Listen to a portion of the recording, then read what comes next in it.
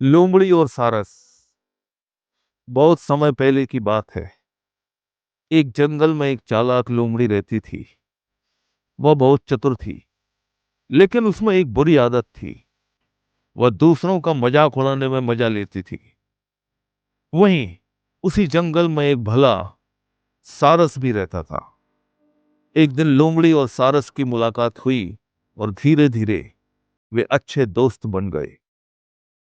एक दिन लोमड़ी ने सारस को अपने घर खाने पर बुलाया और बोल पड़ी। मित्र, तुम मेरे घर आओ। आज मैं तुम्हारे लिए स्वादिष्ट खाना बनाऊंगी।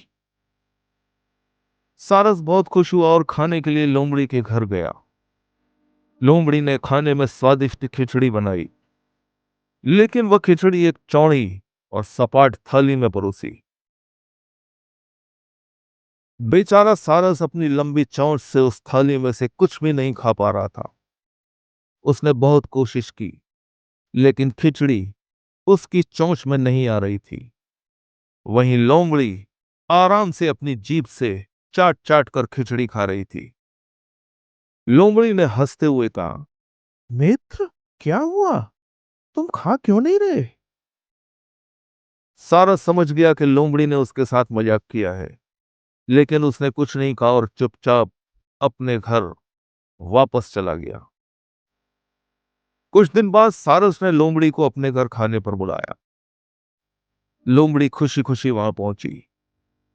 सारस ने लोमड़ी के लिए भी स्वादिष्ट खिचड़ी बनाई, लेकिन इस बार उसने उसे एक लंबी और पतली गर्दन वाली सुराही में खिचड़ी परोसी।